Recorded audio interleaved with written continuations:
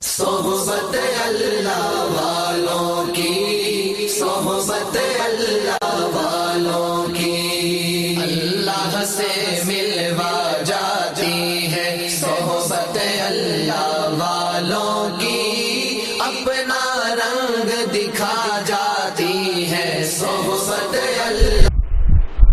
السلام علیکم ورحمۃ اللہ وبرکاتہ۔ الحمد للہ نحمده ونستعینه ونستغفره ونؤمن به ونتوکل علیہ ونعوذ باللہ من شرور انفسنا ومن سیئات اعمالنا، من يهده الله فلا مضل له ومن يضلله فلا هادي له، ونشهد ان لا اله الا الله وحده لا شريك له، ونشهد ان سيدنا وسندنا وحبيبنا ونبينا ومولانا محمدا عبده ورسوله، وصلی اللہ علیہ وعلی آلہ واصحابہ وبارک وسلم تسلیما کثیرا کثیرا، اما بعد۔ محترم ناظرین،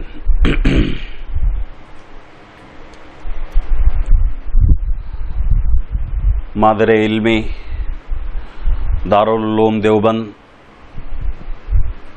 کے تعلق سے کچھ باتیں عرض کرنا ہے۔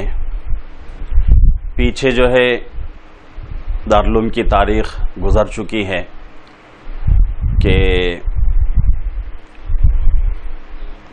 کب مدرسے کا افتتاح ہوا، مدرسہ کب قائم ہوا، کیا حالات تھے، قائم کرنے کا مقصد کیا، ایسی بہت ساری چیزوں کا تذکرہ پیچھے 2 ویڈیوز میں گزر چکا ہے۔ آج یہ تیسرا ویڈیو ہے، اس کے اندر دارالعلوم کی ترقی اور اس کا نصاب تعلیم کیا ہے، اس کے اوپر کچھ باتیں عرض کروں گا۔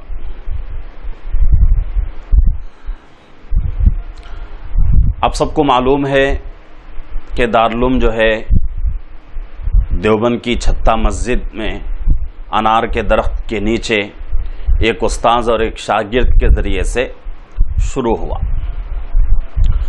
اور اس کے بانیین جو تھے بہت ہی مخلص اور اللہ والے، اللہ کے برگزیدہ بندے، نیک صالح سلیم الطبع لوگ تھے۔ تو ان کی اخلاص کی برکت سے یہ ادارہ روز بروز ترقی پر گامزن تھا، ہر شب و روز اس کی ترقی ہوتی جا رہی تھی، ترقی میں بڑھوتری ہوتی جا رہی تھی۔ تو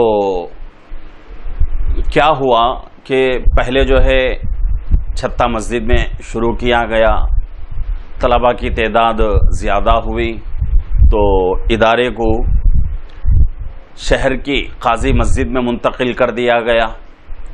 کچھ دن وہاں تھے، طلباء کی تعداد میں اضافہ ہوتا گیا، تو پھر جو ہے جگہ کی تنگی محسوس ہونے لگی۔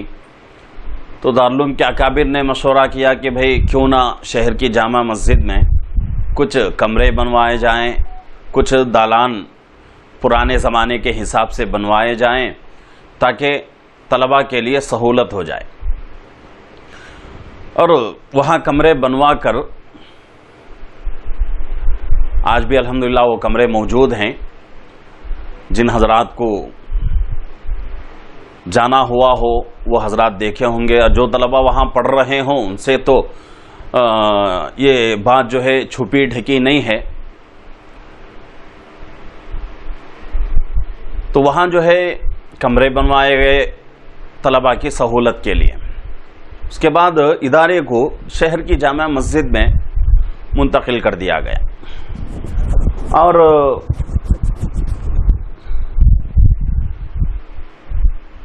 ادارہ جو ہے روز بروز ترقی کرتا گیا، ترقی کے راہ پر گامزن تھا، ہر شب و روز اس کی ترقی میں بڑھوتری ہوتی گئی۔ تو مدرسے کی جو عمر تھی وہ 8 یا 9 سال ہو چکی تھی، تو اس وقت پہلی دستار بندی ہوئی. کچھ خوش نصیب طلباء کے سروں پر دستار فضیلت باندھ دی گئی. اس میں سے حضرت مولانا محمود الحسن رحمۃ اللہ علیہ، جن کو آج دنیا شیخ الہند کے نام سے یاد کرتی ہے، اور حضرت کا جنگ آزادی میں یعنی ہندوستان کو آزاد کرانے میں جو جنگ ہوئی ہے، اس جنگ میں حضرت کا بہت بڑا کردار تھا، بہت اہم رول تھا. انشاءاللہ جنگ آزادی کے اوپر اور ہندوستان کی جو تاریخ ہے اس کے اوپر کچھ باتیں عرض کروں گا آگے میں. اس میں حضرت کے جو ہے سوانح کے اوپر بھی بات آئے گی. تو یہاں جو ہے یہ بات بتانا مطلوب ہے کہ پہلی دستار بندی جو ہوئی اس میں کچھ خوش نصیب طلباء کے سروں پر دستار فضیلت باندھی گئی. اس میں سے پہلے حضرت مولانا محمود الحسن صاحب رحمۃ اللہ علیہ، یہ وہی طالب علم تھے جو کہ شروعات میں ان سے ہی جو ہے ادارہ شروع ہوا تھا. پیچھے جو ہے میں نے اس کا تذکرہ کر دیا ہے کہ جب ادارہ شروع ہوا انار کے درخت کے نیچے تو صرف 2 لوگ تھے، ایک استاذ اور ایک شاگرد. پڑھانے والے جو استاذ تھے ان کا نام بھی حضرت مولانا ملا محمود صاحب، اور اسی طریقے سے پڑھنے والے جو تھے ان کا نام بھی محمود تھا. تو وہی طالب علم یہاں جو ہے ان کی دستار فضیلت باندھی جا رہی ہے.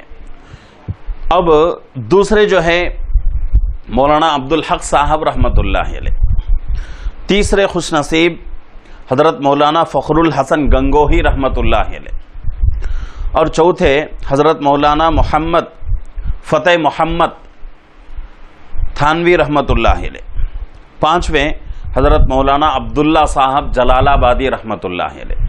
یہ خوش نصیب علماء تھے جن کے سروں پر دستار فضیلت باندھی گئی. اور مدرسے کی عمر صرف 8 یا 9 سال تھی. تو ادارہ جو ہے ترقی کرتا گیا. صرف 8 یا 9 سال میں ادارے کی اتنی ترقی ہوئی، ہندوستان تو ہندوستان، لیکن بین الاقوامی شہرت ادارے کو حاصل ہو گئی. یعنی کہ دوسرے ممالک میں دارالعلوم کا چرچا شروع ہو گیا. اور تاریخ میں لکھا ہوا ہے کہ مخصوص طور پر استنبول، جو کہ پرانے زمانے میں اس کو قسطنطنیہ کہا جاتا تھا، اس شہر سے ایک اخبار نکلتا تھا اور اس اخبار کا نام الجوائب. اور وہ اخبار جو ہے اس زمانے میں بہت ہی جامع اور مانع اخبار تھا، بہت ہی شہرت تھی اس اخبار کی، اور بڑے بڑے لوگ اس اخبار کو خریدتے تھے. تو صرف 8 یا 9 سال مدرسے کی عمر تھی تو ادارے کا چرچا بین الاقوامی طور پر ہونے لگا، دوسرے ممالک میں دارالعلوم کا چرچا ہوا. تو اسی طریقے سے استنبول میں بھی، قسطنطنیہ میں بھی اس کی شہرت کا چرچا ہونے لگا. تو وہاں سے جو اخبار نکلتا تھا الجوائب، وہ اعزازی طور پر دارالعلوم دیوبند میں آنے لگا. تو یہ بہت بڑی جو ہے کامیابی کی بات ہے کہ بھئی کوئی ادارہ جو ہے 8 یا 9 سال جس کے گزرے، 8 یا 9 سال کا ادارہ ہو اور اس کی شہرت جو ہے پوری دنیا میں ہو جائے. شہرت ہونا الگ ہے، اور اس کے بعد جو ہے اور ایک اعزاز یہ ہے کہ صرف 8 یا 9 سال کی عمر میں جانے مانے جو ہے اخبار کا ادارے میں آنا، جو کہ پوری دنیا میں ایک شہرت حاصل تھی اس اخبار کی، یہ بہت بڑی کامیابی کی دلیل ہے. استنبول جو ہے جس کے بارے میں ابھی میں نے کہا کہ وہاں سے جو ہے اخبار نکلتا تھا الجوائب، اور اعزازی طور پر دارالعلوم دیوبند میں آنے لگا. تو یہ استنبول کے بارے میں کچھ باتیں جو ہے مختصر طور سے عرض کرنا چاہتا ہوں. یہ استنبول جو ہے ترکی ملک کا ایک حصہ، ترکی ملک کے اندر یہ شہر پایا جاتا ہے. تو اس کے بارے میں کہا جاتا ہے کہ استنبول جو ہے شہر جو ہے بہت ہی مشہور اور بہت ہی بہترین علاقہ ہے. اور یہ علاقہ جو ہے، یہ شہر جو ہے استنبول 7 پہاڑیوں کے اوپر آباد تھا. اور تاریخ میں لکھا ہوا ہے کہ ہر پہاڑی کے اوپر ایک مسجد قائم تھی. ترکی ملک تھا استنبول جو ہے، ترکی ملک کا ایک شہر، جانا مانا اور بہت ہی جو ہے مشہور شہر. اور یہ شہر جو ہے 7 پہاڑیوں پر آباد اور ہر پہاڑی پر ایک ایک مسجد قائم تھی. اس زمانے میں استنبول جو ہے کسی دوسرے ملک سے اس کی جنگ چل رہی تھی. تو استنبول جب فتح ہوا، کامیابی ان کو ملی، تو اس وقت سلطان محمد فاتح نے اس کا نام اسلام بول رکھا. اسلام بول یہ نام رکھا، لیکن ترکوں کے لیے نام بولنا بہت مشکل ہوا، تو کچھ مشکلات کا سامنا کرنا پڑا ان لوگوں کو یہ نام بولنے میں.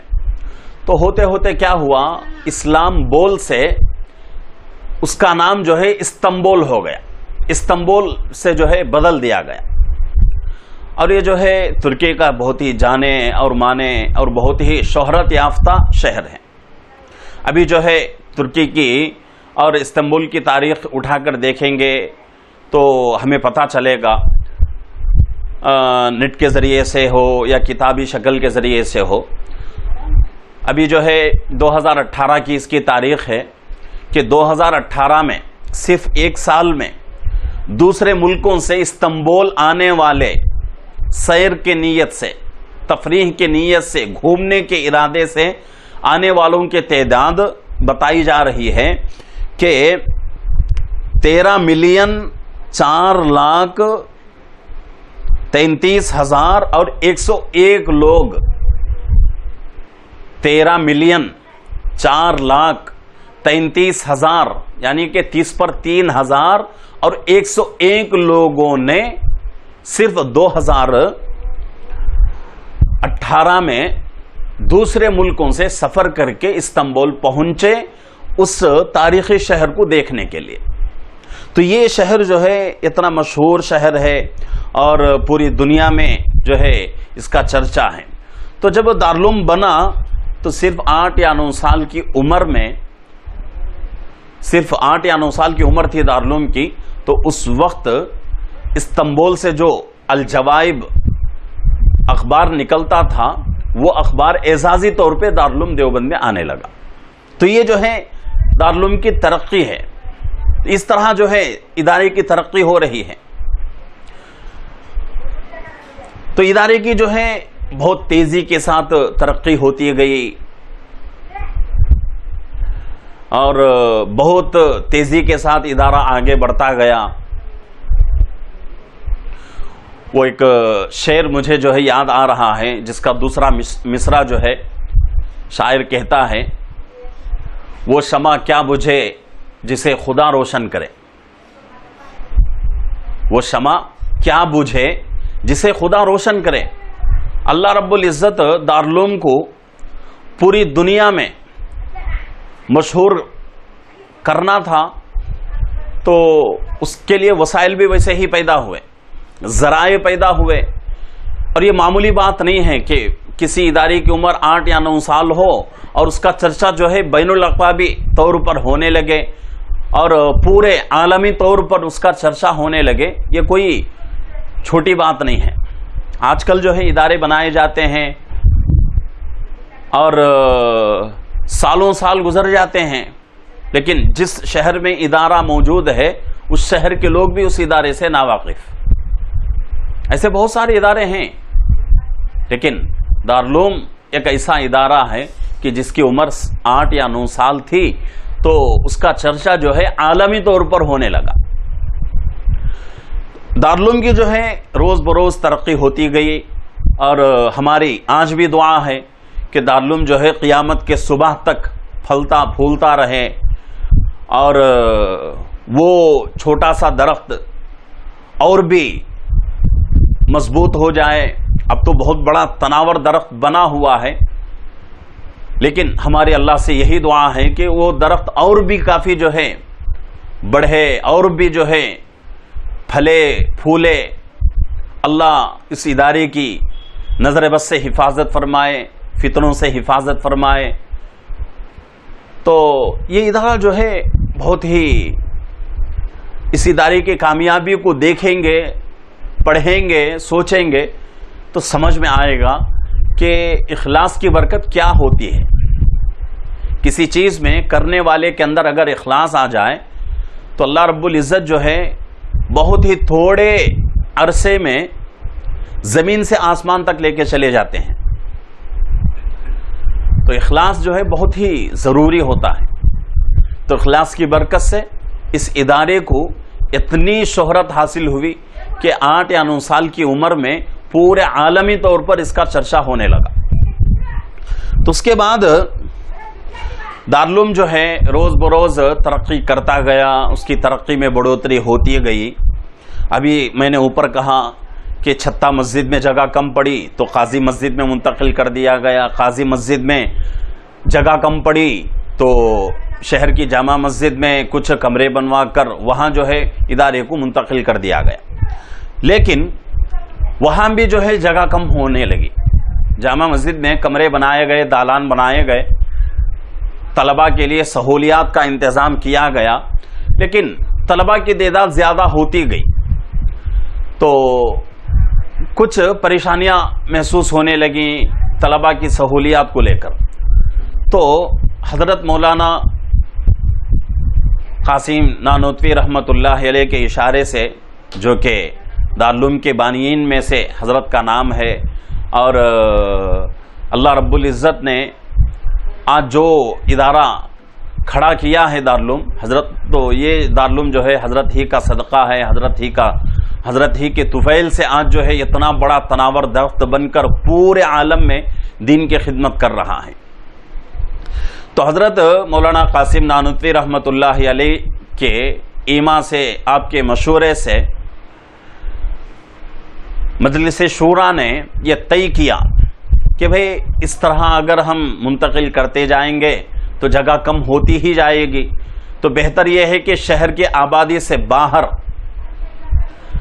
کچھ زمین خرید لی جائے جو ذاتی زمین مدرسے کی ہو جائے، اور اس میں بلڈنگیں بنائی جائیں جو ذاتی مدرسے کی بلڈنگیں ہوں، اور اس میں جو ہے مدرسے کے جتنے طلباء ہیں ان تمام طلباء کی سہولت کا پورا انتظام کیا جائے۔ تو یہ جو ہے مجلس شورا نے اس کو جو ہے قائم، اس کو یعنی کہ زمین خریدنے کا فیصلہ کر لیا۔ اس کے بعد کیا ہوا کہ 19 ذی قعدہ 1290 پر 19 ذی قعدہ 1290 پر 1 میں تاریخ میں لکھا ہوا ہے کہ جلسہ ہوا، انعامی جلسہ۔ تو انعامی جلسے کے موقع پر حضرت مولانا قاسم نانوتوی رحمۃ اللہ علیہ، اللہ حضرت کے درجات کو بلند فرمائے، اللہ حضرت کے غریق رحمت فرمائے، جنت الفردوس میں اعلیٰ سے اعلیٰ مقام عطا فرمائے، کہ حضرت نے انعامی جلسے کے موقع پر حاضرین سے گزارش کی کہ بھئی ادارے کے اندر جگہ کم ہوتی جا رہی ہے، سہولیات پورے مکمل طور سے نہیں ہو رہے ہیں، تو ہم نے یہ ارادہ کیا، مشورہ کیا ہے کہ شہر کے آبادی سے باہر کچھ زمین لی جائے اور اس زمین کے اوپر مدرسے کے لیے بلڈنگیں بنائی جائیں۔ تو جتنے حاضرین تھے انہوں نے سب مکمل طریقے سے ہاں کر دیا۔ مکمل طریقے سے حاضرین نے کہا کہ حضرت یہ تو ضروری ہے ہی کہ طلباء کی سہولت کا بہت ہی خیال کرنا چاہیے۔ تو مجلس شورا نے بھی طے کر لیا کہ ایک زمین خریدی جائے، اور لوگوں نے بھی ٹھان لیا کہ ادارے کی ایک ذاتی زمین ہو، ذاتی بلڈنگ ہو۔ تو اب جلسے میں جو ہے بات طے ہو گئی. اس کے بعد زمین خریدنے کے لیے اسی دن سے چندہ بھی شروع ہو گیا. جلسے میں کافی جو ہے چندہ ہوا. اللہ کے نیک بندوں نے ادارے کے لیے پیسہ لگایا زمین خریدنے کے لیے. اب یہاں جو ہے چھوٹی سی بات عرض کرنی ہے کہ وہ لوگ کتنے خوش نصیب ہیں جن کا پیسہ اس زمین پر لگا ہو، جن کا پیسہ اس زمین کے اوپر لگا ہو کہ آج زمین کے اس حصے سے پوری دنیا میں دین کی خدمت ہو رہی ہے. اور کتنا ثواب ان کے نام اعمال میں آتا ہوگا، کتنی نیکیاں ان کے نام اعمال میں جمع ہوتی رہیں گی. یہ ہماری سوچ سے باہر ہے. اور یہ اب نہیں بلکہ قیامت تک بھی انشاءاللہ نیکیوں کا سلسلہ جاری رہے گا. تو جلسے کے موقع پر فائنل ہو گیا، طے ہو گیا کہ بھئی زمین خرید لی جائے اور اس کے لیے چندہ بھی شروع ہو گیا. اب چندہ شروع ہوا تو زمین دیکھی گئی کہ بھئی کون سی زمین اچھی رہے گی. تو اب جہاں دارالعلوم بنا ہوا ہے وہ حصہ اس زمانے میں شہر سے بالکل باہر تھا. وہ زمین دیکھی گئی تو چھتہ مسجد سے وہ زمین جو ہے ملی ہوئی تھی. تو اکابرین نے سوچا کہ بھئی آبادی سے باہر بھی ہے اور مسجد سے ملی ہوئی بھی ہے، آزو بازو میں کوئی گھر نہیں، کوئی جو ہے آبادی نہیں.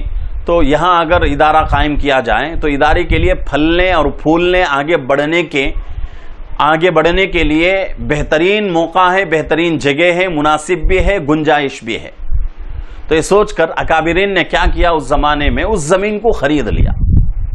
خرید کر اور وہاں جو ہے کام شروع ہو گیا. یہ تو جو ہے دارالعلوم کی ترقی ہے کہ دارالعلوم جو ہے دن بدن کیسا ترقی کرتا گیا، ترقی کے راہ پر کیسا گامزن ہوتا گیا. لیکن اس زمانے میں پیچھے میں بتا دیا ہوں کہ 1857 کی جو جنگ ہوئی، یعنی 1850 پر 7 عیسوی کی جو جنگ ہوئی، اس جنگ میں بہت سارے ہمارے علماء کو قتل کر دیا گیا، شہید کر دیا گیا، پھانسی کے پھندے پہ لٹکا دیا گیا. بہت ساری باتیں پیچھے میں نے عرض کر دی ہیں. کیسی کیسی قربانیاں ہمارے جو ہے اکابرین نے دی. تو کچھ اکابرین جو ہے اس کے اوپر فکر مند ہوئے کہ بھئی اسی طرح اگر رہا تو ہندوستان کا مسلمان بے راہ روی کا شکار ہو جائے گا، بددین ہو جائے گا اور اس کی زندگی سے دین ختم ہو جائے گا. وضو غسل بھی اس کو یاد نہیں رہے گا، اللہ کس کو کہتے ہیں، رسول کس کو کہتے ہیں، اس کا بھی علم آگے نسلوں کو نہیں رہے گا. تو اس لیے اکابرین نے ارادہ کر کے اس وقت اس ادارے کا قیام عمل میں لائے. تو اب چونکہ 1857 کی جو جنگ ہوئی ہے، اس جنگ میں اکابر دارالعلوم کا بہت اہم کردار تھا، بہت اہم رول تھا.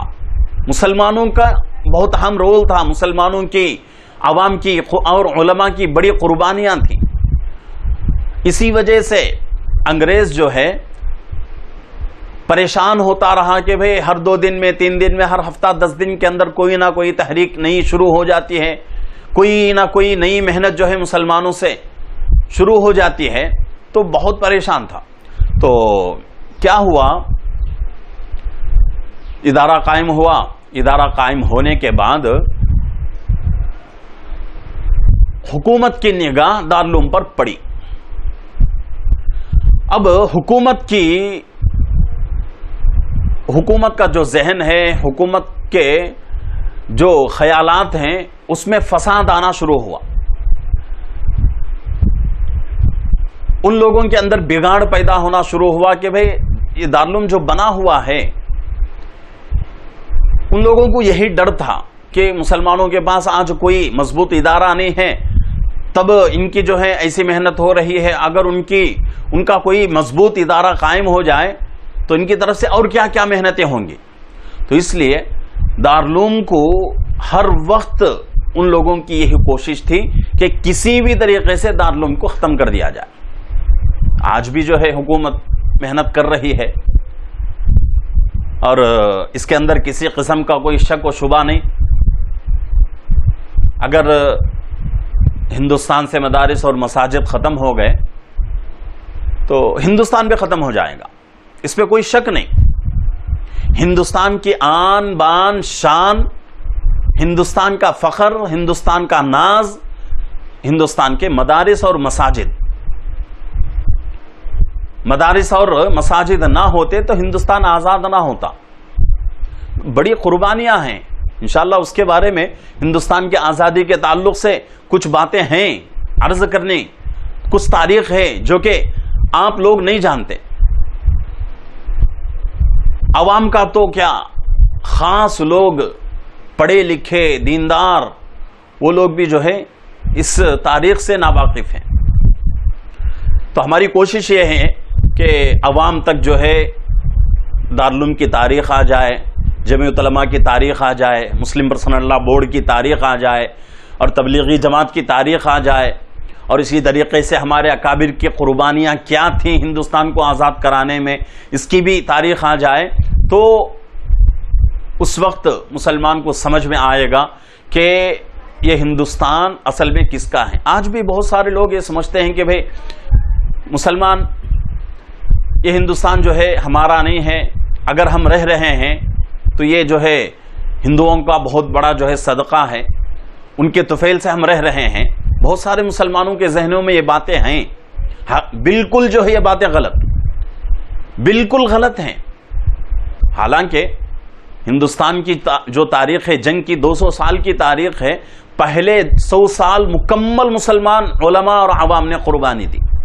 اس کے بعد دوسرے 100 سال کا جب دور شروع ہوا تو اس وقت دوسرے مذہب کے لوگ شامل ہوئے.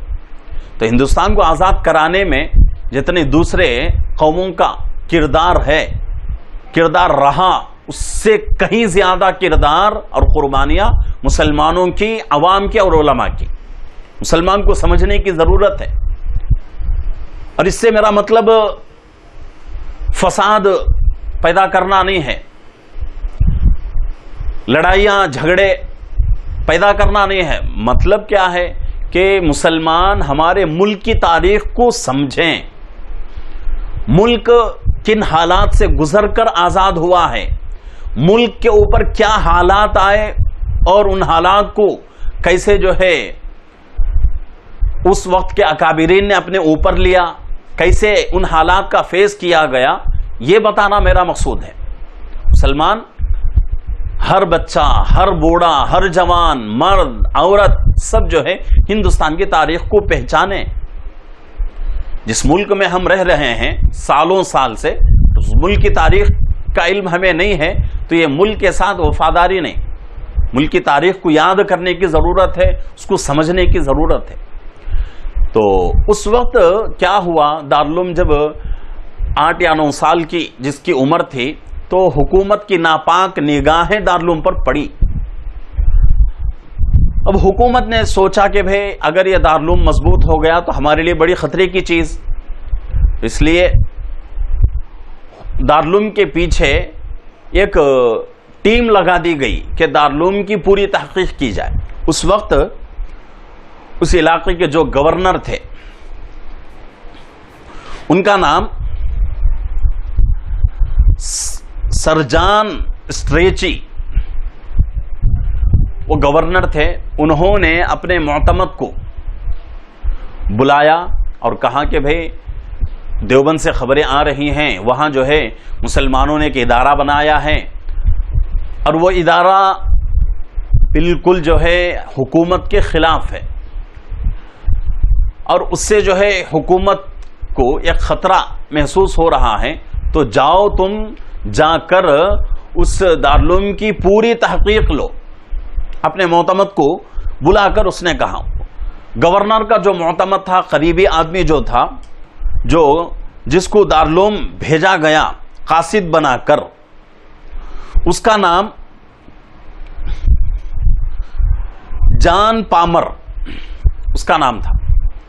تو اس کو جو ہے قاصد بنا کر دارالعلوم میں بھیجا گیا، اور وہ انجانا آدمی بن کر، حکومت کا قاصد کے طور پر نہیں بلکہ ایک انجانا انسان بن کر، آج کل ہوتا ہے ایجنسیاں جو ہیں وہ کوئی اگر کام کسی مشن کے اوپر کام کرنا ہے تو وہ جو ہے حکومت کے قاصد بن کر نہیں آتے بلکہ انجان بن کر، ایسا سامنے والے کو سمجھ میں آتا ہے کہ بھئی انجان آدمی ہے، نیا آدمی ہے، حالانکہ وہ نیا آدمی نہیں رہتا، حکومت کا معتمد آدمی رہتا ہے، حکومت کا قاصد بن کر آتا ہے اور اس کو پل پل کی خبر رہتی ہے اور ہم سمجھتے ہیں کہ بھئی نیا آدمی ہے۔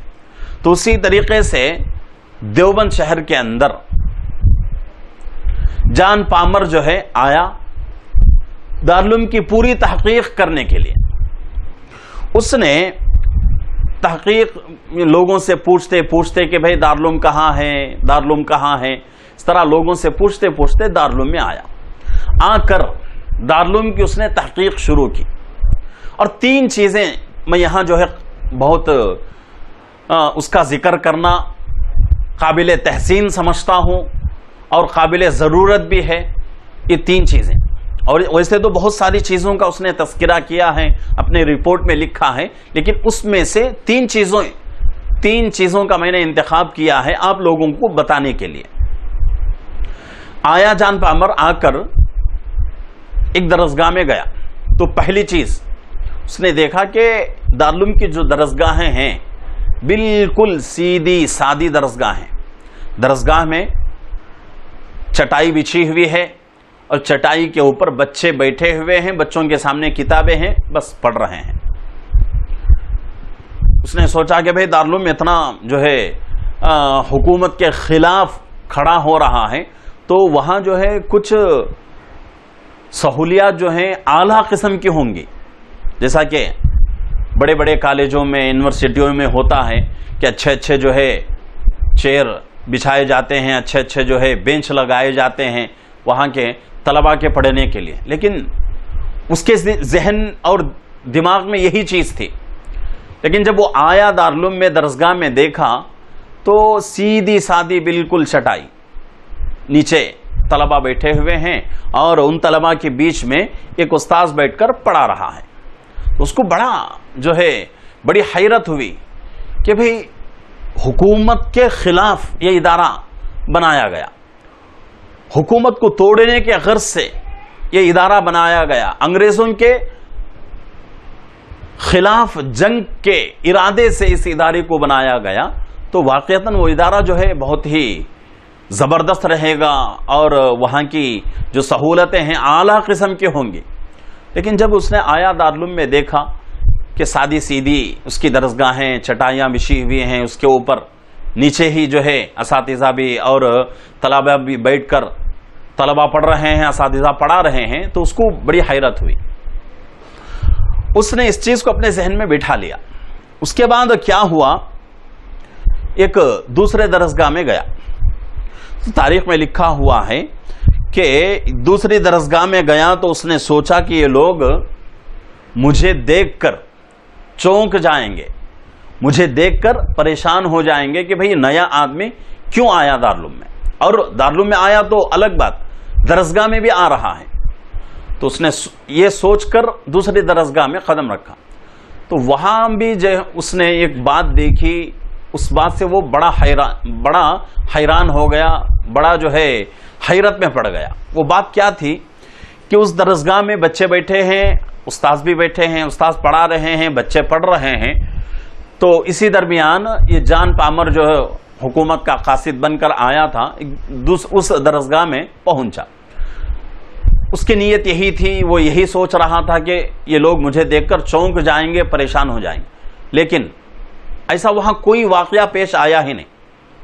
جیسا اس نے جو ہے درسگاہ میں قدم رکھا تو پہلے جو حالت تھی وہی حالت طلباء کی اور استاذ کی بھی، اپنا معمول چل رہا ہے، پڑھنا پڑھانا۔ ایک نیا آدمی آ کے جانچ رہا ہے، انہیں اس سے کوئی مطلب نہیں۔ تو یہ دوسری چیز ہوئی کہ اپنے کام سے مطلب تھا ان کو، دوسرے چیزوں سے، دوسرے کاموں سے کوئی مطلب ہی نہیں، کون آ رہا ہے کون جا رہا ہے اس سے کچھ لینا دینا نہیں۔ اس سے آگے بڑھ کر اور ایک درسگاہ میں پہنچا تو وہاں دیکھا کہ دو نابینا بیٹھے ہوئے ہیں. ایک نابینا دوسرے نابینا کو سبق کے اشکالات جو ہیں ان اشکالات کو دور کر رہا ہے. اس نے دیکھا کہ بھئی یہاں اندھے لوگوں کو بھی اتنے اچھے طریقے سے پڑھایا جاتا ہے. بہت حیران ہو گیا, بہت پریشان ہوا, حیرت میں پڑ گیا بعد میں. چلو اس نے ایک جو ہے طالب علم سے پوچھا کہ بھئی گزشتہ سال کچھ جو ہے طلباء کے سروں پر دستار فضیلت باندھی گئی تھی, ان میں سے اگر کوئی دارالعلوم میں ہو تو وہاں تک میرے رہنمائی فرمائے. تو جس طالب علم سے اس نے پوچھا تو اس نے کہا کہ بھئی چلو پہنچا دیتا ہوں. تو اس طالب علم نے اس کو ایک درسگاہ میں پہنچایا, جان پامر کو. پہنچانے کے بعد دیکھا کہ ایک استاد جو ہے پڑھا رہے ہیں اور سامنے 10-12 لڑکے 10-12 طالب علم جو ہے بیٹھ کر پڑھ رہے ہیں. اور اس نے سبق تھوڑی دیر کے لیے سنا تو بہت جو ہے حیران رہ گیا کہ بھئی اتنا اچھا پڑھا رہے ہیں. وہ جو ہے استاد سے بات کرنے لگا. باتوں کے درمیان اس نے کہا کہ آپ کے اندر علم اتنا اچھا ہے, اتنا گہرا علم ہے, تو آپ حکومت کی نوکری کیوں نہیں کرتے؟ اگر نوکری کرو گے تو آپ کے لیے جو ہے بہت ساری سہولتیں مل جائیں گی اور وہ تنخواہ بھی اچھی رہے گی اور آپ کی زندگی جو ہے عالیشان زندگی, لگژری جو ہے زندگی رہے گی. بہتر ہے کہ اس دارالعلوم کو چھوڑو, جا کر جو ہے حکومت کی کوئی اچھی نوکری کرو, بہت ہی بہتر رہے گا. تو وہاں بیٹھ کر جو پڑھا رہے تھے ان کا جو جواب تھا وہ جواب سن کر بہت جو ہے حیرت میں پڑ گیا. تیسری چیز یہ بتا رہا ہوں میں.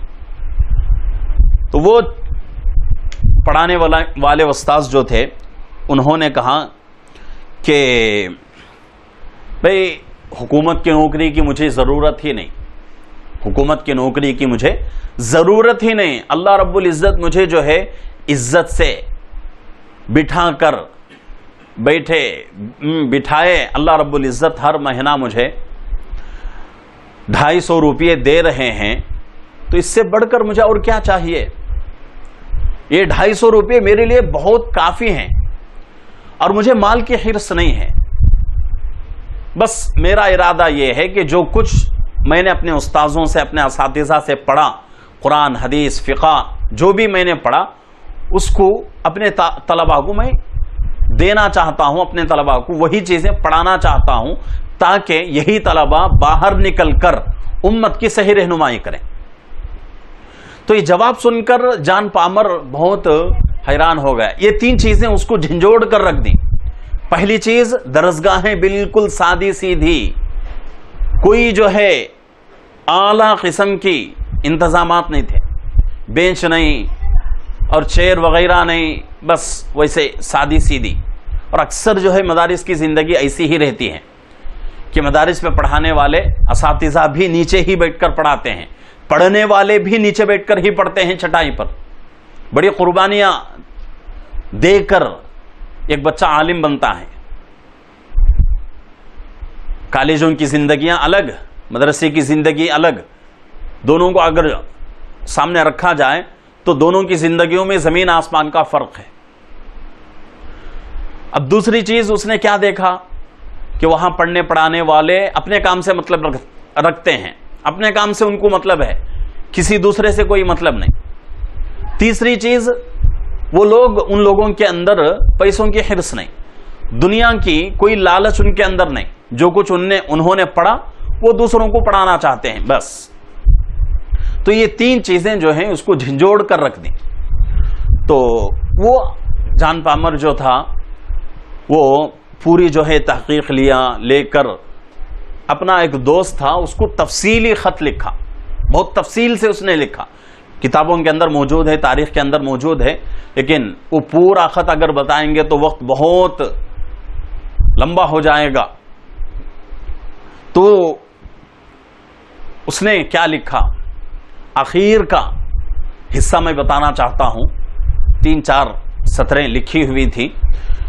وہ کیا تھا کہ یہاں کے لوگ تعلیم یافتہ اور اخلاق سے پیش آنے والے، سلیم الطبع اور بہت ہی بہترین اخلاق پیش کرنے والے، اور اس کے ساتھ ساتھ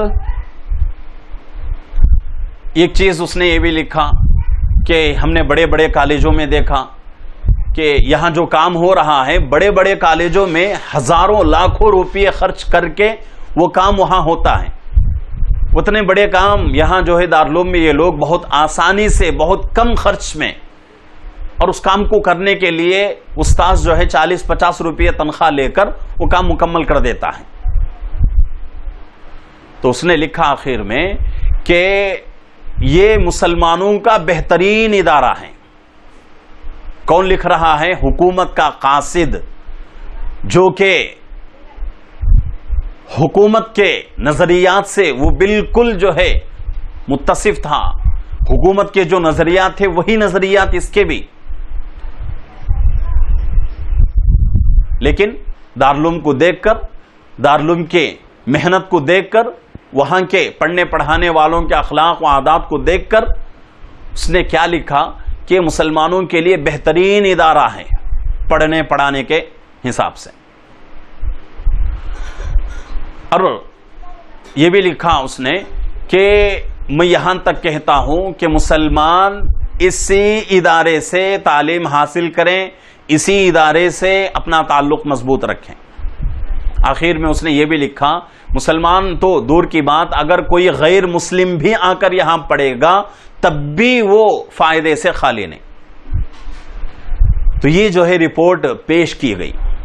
اسی درمیان میں اس نے، جان پامر نے، دارالعلوم کے کتب خانے میں قدم رکھا. کتب خانے کو دیکھ کر بہت جو ہے حیران ہو گیا، اور اس نے دیکھا کہ کوئی فن ایسا نہیں ہے جس کی کتابیں دارالعلوم کے لائبریری میں، کتب خانے میں موجود نہ ہو.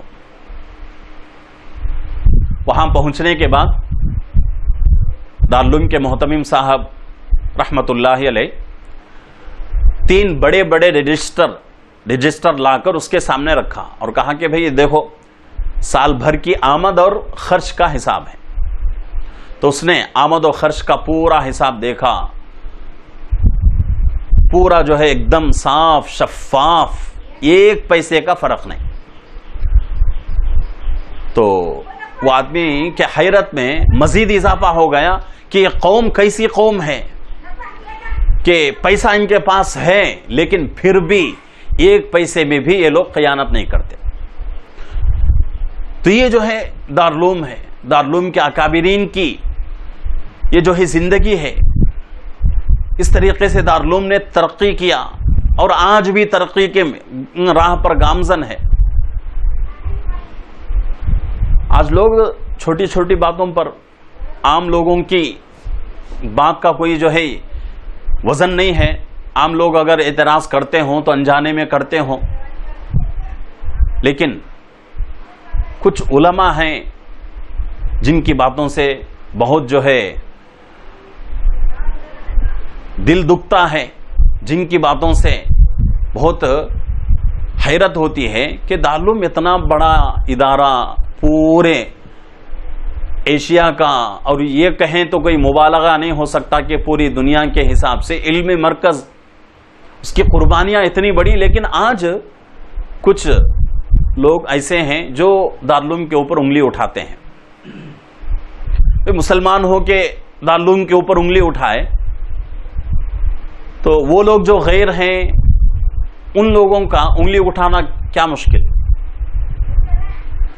آج حکومت کی یہی جو ہے کوشش ہے کہ کسی بھی طریقے سے مدارس بند ہو جائیں، مدارس کو ختم کر دیا جائے، اس لیے کہ وہ لوگ جیسے انگریز مدارس کو بہت بڑا خطرہ سمجھتے تھے، آج کی حکومت بھی مدارس کو خطرہ سمجھتی ہے. اسی لیے سب کچھ ہو رہا ہے. کتنے مدارس بند ہو گئے، کتنے مساجد کے اوپر بلڈوزر چلے. آج یو پی کے اندر مدارس کے سروے سے سروے کے نام پر ایک وبال کھڑا ہوا ہے، اور میڈیا والے